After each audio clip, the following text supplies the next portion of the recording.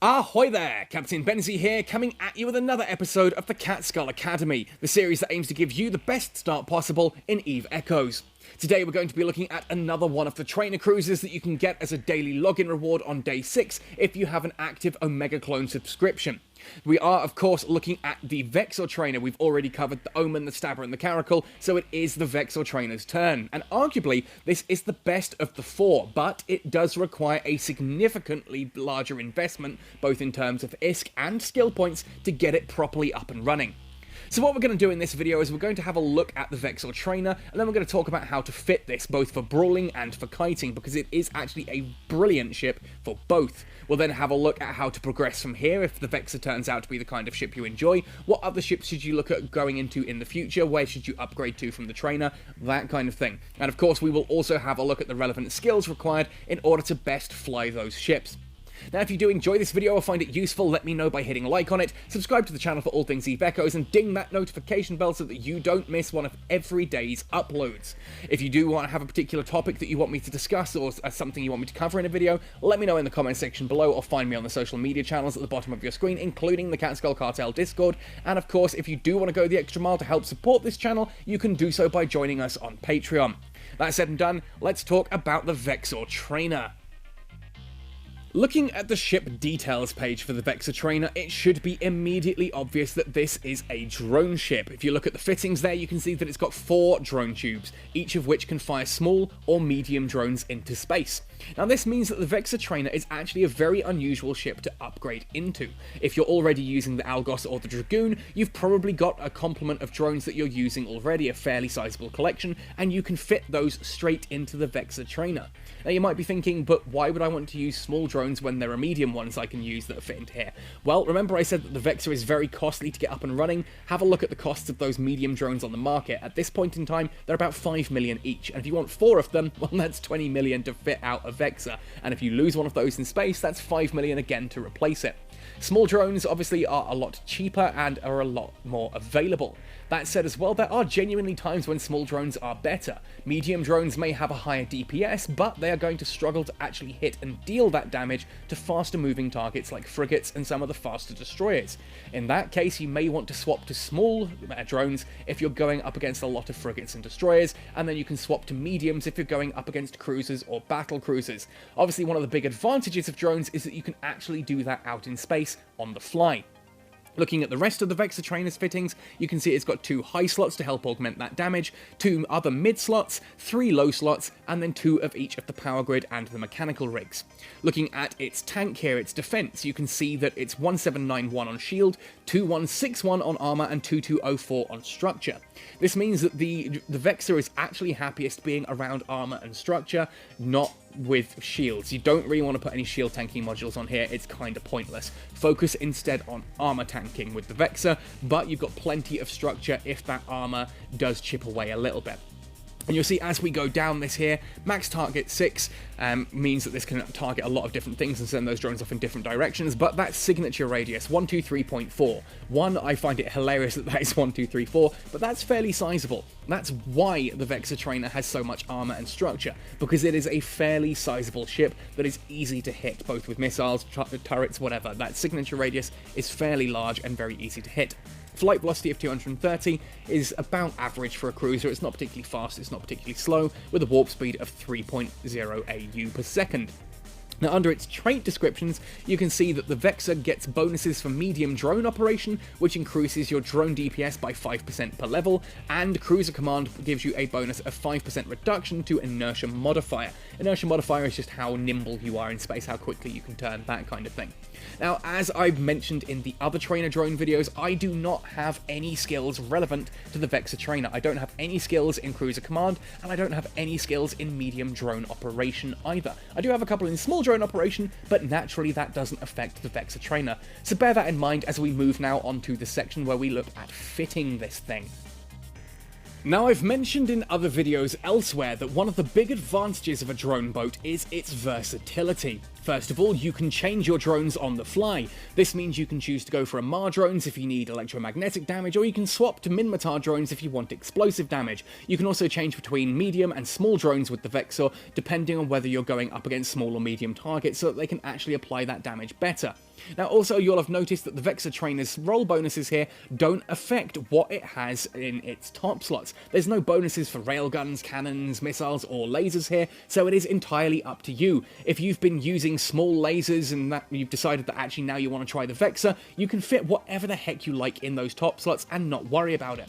Now, another part of a drone boat's versatility is in its playstyles. Most of them can be fairly easily fit, either for brawling, which is getting up close and personal and dealing as much damage as possible until they die, or for kiting, which is all about keeping a much safer range, but taking a lot longer in order to kill them. Now, what I'm going to showcase first of all here then is a brawling build. Now, the reason I've gone for in the top slots here Mark V medium snub-nosed railguns is because these are fairly easy to find on the market, and they are the highest DPS turret in the game that a Vexor can fit that ultimately does not require any skills whatsoever. I have no skills at all in any of the turrets, whether that's lasers, railguns, or cannons. I've only got medium skills in missiles, and of course you could fit missiles here, like medium torpedoes would work as well, but without any skill investment, medium snub-nosed railguns have the highest DPS. Now, they are also incredibly short range. You can see an optimal range there of 3 kilometers. An accuracy fall-off of 4 kilometers means they are at 50% effectiveness by time you hit 7 kilometers, and they drop to 0 by time that you hit 11 kilometers. Very short range. You need to be up close and personal, but as you'll see with this build, we're quite happy with that. Now, I've got 4 of the Minmatar small drones here. I just didn't have any mediums on hand. Obviously, if you are able to upgrade to mediums, fantastic. I've just gone for the Mark V Warriors, as they're what I had handy. You can see there, they're still great DPS, and they will help me out an awful lot against going up against frigates and destroyers, which you'll find a lot in sort of those tier 4, tier 5 anomalies, which is probably the kind of thing you're going to be starting at if you're flying a Vexor Trainer. Now, in the other mid slots, I've gone for 2 Mark V medium energy Nosferatus. You can see these also have a fairly short range, 8 kilometer optimal range, and accuracy fall-off of 4, so these are ultimately effective out to about 16 kilometers. That's fine, we want to be sitting around the 5 kilometer mark, so we don't need to worry about outranging our Nosferatu. That means that we can have 2 of these running at all times, which allows us to remain capacitor stable here whilst everything is running. That brings us nicely then to the low slots. 2 Mark V medium armor repairers. With those Nosferatus, I can have both of these armor repairers running at the same time, whilst not draining my capacitor, whilst remaining capacitor stable. That means I can be taking an awful lot of damage and having 2 armor repairers keeping that topped up.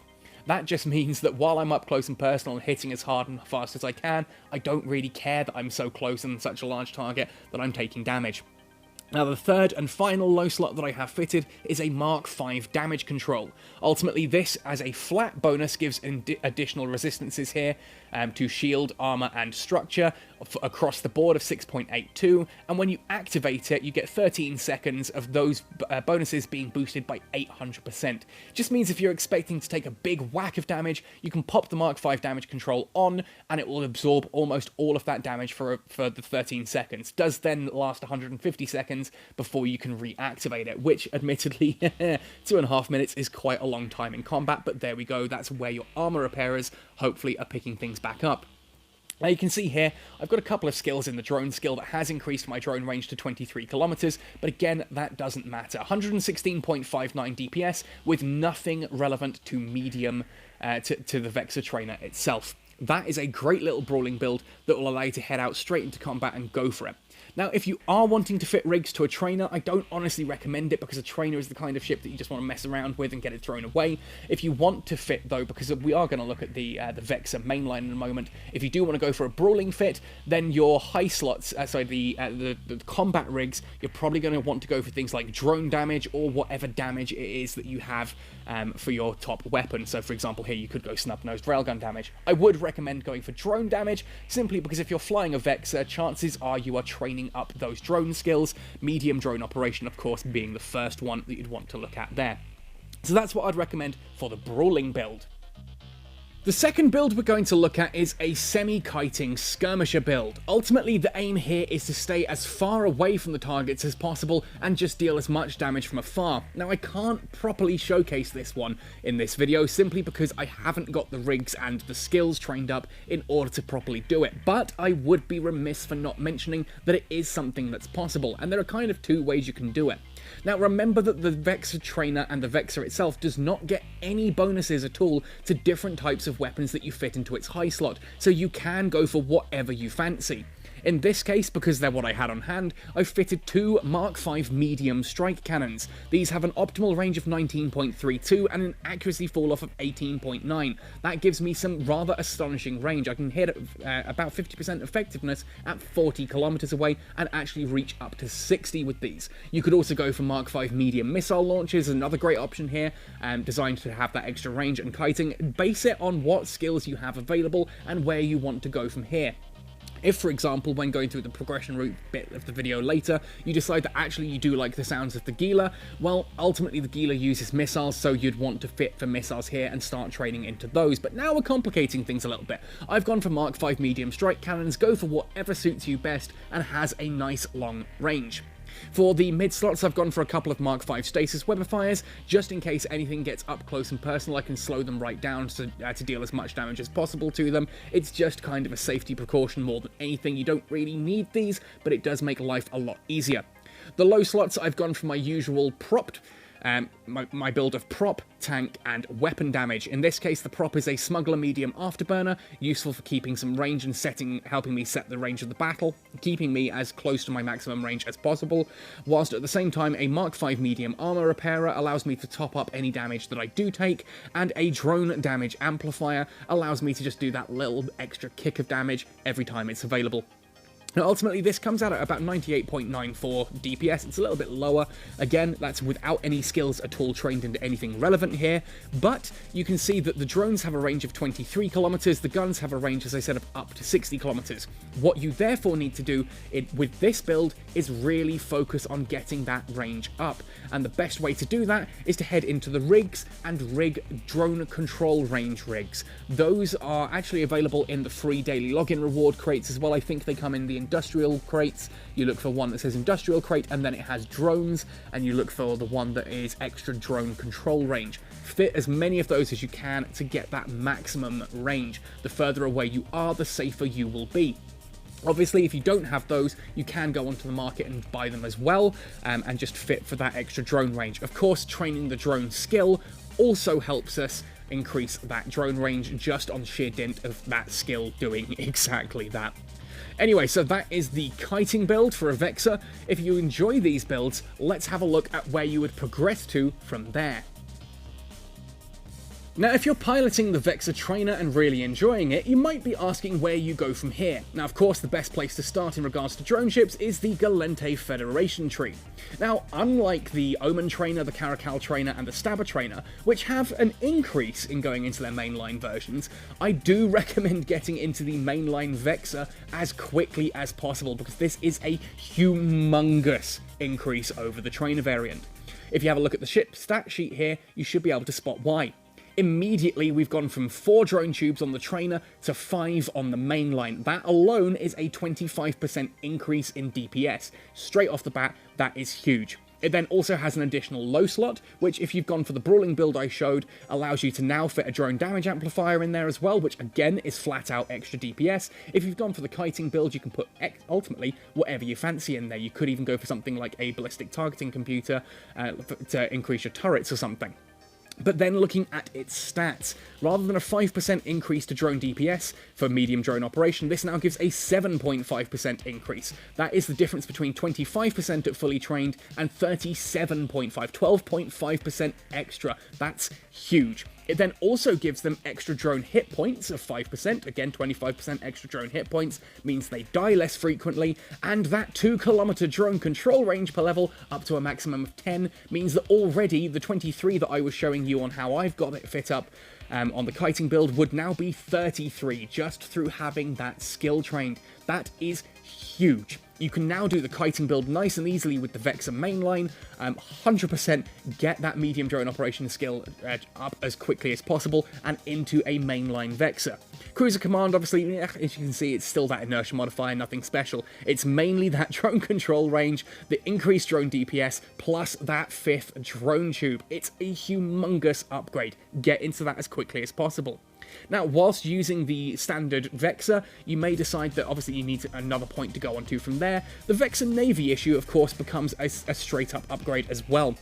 Still the 5 drone slots, 4 drone and 4 of the low slots, very much like the standard Vexor. It is the skills that matter here. This is now an advanced medium drone operation, so you don't want to upgrade into the Vexor Navy issue until you've got medium drone operation at least into advanced.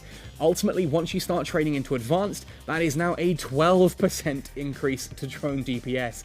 That's huge. 60% increase, and that's on top of the bonuses the skills themselves actually give you. 60% just for having drones fitted to that ship. 3-kilometer drone control range per level. Obviously, at a full 5 levels, that's an extra 15 kilometers over anything that your skills have already given you. Makes the brawling extra powerful with the drone DPS, and makes the kiting even easier with that extra drone control range. Also, in the lower cases, as is common with Navy and Fleet issues, you'll see that inertia modifier has now been joined by its friends Scan Resolution and Sensor Strength, which just help you lock on that little bit faster. Now, of course, that's where you'd go ultimately for medium drones. It's worth mentioning that there is a ship in the Amar Empire that does use drones at cruiser level as well, and that is the the Arbitrator. Now, the Arbitrator is a bit of a weird ship in that it does also have this bonus to Weapon Disruptor Strength and Weapon Disruptor Optimal Range. And I say that's a bit of a weird one because weapon disruptors aren't in the game yet. These ultimately allow you to scramble up a ship's turrets so that turrets have a lot slower tracking speed, and it's E-War. It's not in the game yet, so ultimately if you go into an Arbitrator, you're spending a lot of money on a ship and half its skills don't do anything yet. But it is a drone ship, so if you absolutely have to be flying an Amar ship, it is an Amar drone cruiser. Drone DPS and drone control range there for the Arbitrator. Now, where do you go from there? If you enjoy the mediums and you have gone up to the Vexor Navy issue, what are your other options? Well, of course, as the game goes on, you do eventually go up to a Vexor Sniper, which gives you extra range and things as well. It has a sniper mode on it. I've done a video on how the missile sniper works, like the Corex Sniper. Same mode on here that this can activate. You see, it does lose one of the drone tubes, but it does also gain a low slot, which again you can use for extra range and extra drone damage to kind of compensate.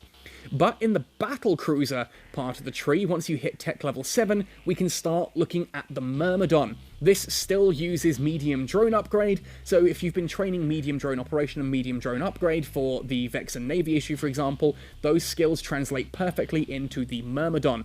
Straight away, this thing also gets an additional 15 kilometers drone control range. That is just a roll bonus. It gets that as standard. Drone DPS, drone EHP are available there as well. 30% drone DPS for each skill you have an advanced medium drone.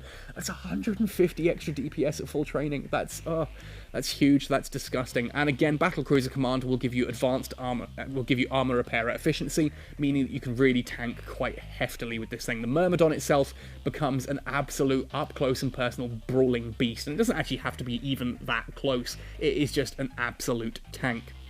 Again, if we jump back into the Amar tree, there is a drone battle cruiser once we hit into Tech 7, and that is the Prophecy. Now, the Prophecy is actually better. Whereas the Arbitrator has those weird skills for weapon disruptors that we don't have in-game yet, the Prophecy is kind of like the Myrmidon, but gold and ivory. Again, it's extra drone velocity and DPS, you've got the extra drone control range as a built-in there, and flat-out armor resistance. So whereas the Myrmidon has a bit more of a bonus to active tank, the Prophecy gives you a bonus to passive tank. You've just got extra resistance on your armor, so your armor takes less damage overall.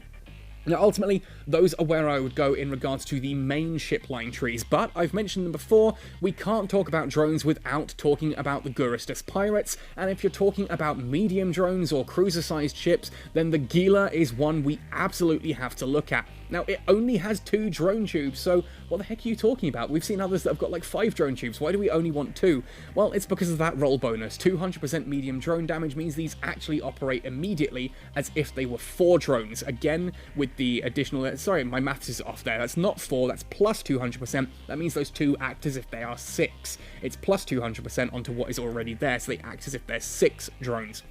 This then also, every level you have an advanced medium drone operation is an additional 10% drone damage on top of that, so you can have plus 250% to your drones. That is filthy, that is disgusting. 20% additional, 20 kilometers additional drone control range for that skill as well there, plus the additional hit points, and this is where I was talking about earlier about possibly skilling into missiles, because if you do end up in a Gila, that missile torpedo kinetic damage, thermal damage, and shield resistance does help out there. The only downside to shifting into the Gila is that it is a shield tank, whereas everything I've mentioned up until now has been an armor tank. So suddenly, you're going to be looking at training shield skills in order to move into the Gila. But, look at it. It's a beautiful ship. Yeah, it looks like the Moa. It's a Moa, but in camo with drones, and they are absolute beasts, and I cannot recommend one of these enough. But, that said, let's then look at skills. Now, a drone pilot, as I mentioned earlier, has to invest more skill points into their ships to actually get the full payout possible. Now, if we go down to drones, obviously other weapon types have their like small operation and small upgrade, medium operation, medium upgrade, so on. Drones have that too, but if we scroll right to the bottom, there is an absolutely vital stat that is easy to miss, and that is drone. The drone skill itself is probably the most important skill as a drone pilot, especially if you're going for the kiting builds. What this does is gives you the increase to drone control number, how many drones you can actually have out, which is important because otherwise without this skill you're only going to be able to launch 2 drones. Even if you're in a Vexor Navy issue that has 5 drone tubes, you'll still only be able to launch and control 2. Get this up to level 5 immediately to get that additional 300% drone control number, plus 5 kilometers drone control range. That is obviously on top of any bonuses that your ship has, and any rigs that you fitted and that kind of thing. That's how you get the drones out at the distance they are. If you saw earlier, I've got 23 kilometer drone range on mine. That's because I've currently got my drone skill here to level 3 for that plus 3 kilometer drone control range. Otherwise, it's only at 20. Get that one trained up at least to 4 very, very quickly. You want that into 5 as soon as possible, and you may want to start looking into advanced drone to get up that additional drone control range. But unlike other skills that obviously you might hit basic 4 and go straight into advanced, with drone you absolutely want to get that to 5 because of that full 300% drone control number. Otherwise, you're going to be stuck using only 4 drones when you need 5 on the bigger ships. Beyond that, obviously, you then have your medium drone operation and medium drone upgrade. And what these do, medium drone operation, flat up increases your damage by 20% and gives them a tracking speed of plus 10%, which means that your medium drones are better at hitting small targets. Always a useful thing to have. And then medium drone upgrade is kind of the same, but in a different way. It's less flat out damage, but increases the optimal range and the accuracy fall off. I would say that this isn't quite as important, obviously, as operation. Get operation to 4, then come back and get upgrade to 4, then take operation up. That's only once you've got drone trained though. 100% you need that drone skill sorted first.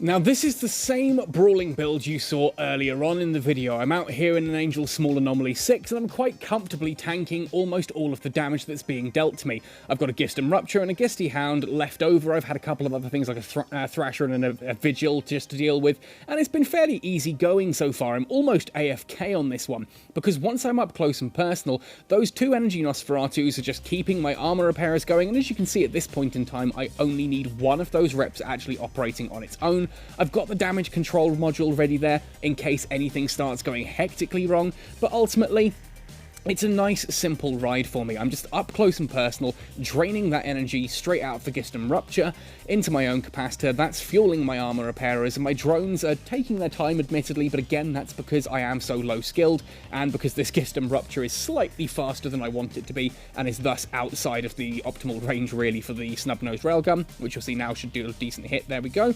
Actually hit that time, and we're dealing some damage. Now, if I start taking damage from more sources, as I said, I've got the damage control, and I've got that second armor repairer. And this is an Angel Small Anomaly 6. 6 is a bit of a push for this build, but it can do it if you're careful. This is more than comfortable to do any of the 5s, so any of the story missions up to sort of tier 5 are nice and easy to do, as are any Cosmic Anomaly 5s. You'll honestly be able to do small, medium, and large with the Vexor Trainer using this Brawler build. That said, if you go up to the standard Vexor, you'll find that even 6s are fairly easy as well, because they've got that extra armor and all that extra tank going on. Now we're going to move up to that Gisty Hound and continue there. It's a little bit out of range, but my drones will quite gladly move across. Now, I do just want to take a moment here to say one of the things I do love about the Vexor is that if you watch this thing when it actually goes into warp, those turrets fold away inside and everything closes up nicely. It is probably the flashiest ship hull in the entirety of New Eden. It's got lights and flashing diodes all over it. I mean, you can see there's a little circle going around. Though it does remind me an awful lot of the Needler, the Covenant Needler from Halo. I don't know, it's even got like a little trigger bit there. And I only noticed today as well that this thing actually seems to have like a cargo bay door on either side of it as well. It's an incredibly designed little ship, and I just love watching it open and close and all those little weapon slots fall off it as it goes into warp, etc. But anyway, I just wanted to demonstrate that, yes, you can be doing things like Angel Small Anomaly 6. You can obviously do Sansha or, any of the Small Anomaly 6s can be done in this build. But the small, medium, and large 5, you will be able to do comfortably. This is a great build for that. Then you look to upgrade into the Vexor and the Vexor Navy issue beyond that, and you'll be able to do even higher. We've got a guy in Catskull who's currently soloing Tech 8 anomalies, including the larges, in just a Vexor Navy issue, because it is that powerful. And there we have it, everything that you need to know about getting started with the Vexor Trainer and where to go from there. Now, as I said, these are a very rewarding line of ships, able to do combat anomalies far beyond their tech level would otherwise suggest, but they do require a significant investment, both in terms of skill points and ISK to get off the ground and running. But what about you? Is the Vexor Trainer the one that you chose, or are you flying Vexors around nowadays? How do you fit them? How are you enjoying them? Let me know in the comment section down below, or come find me on Twitter. Use the hashtag CSKL. I love to see your screenshots. I love to talk with you guys. Let me know how you're getting on. Otherwise, folks, happy sailing and see you in New Eden.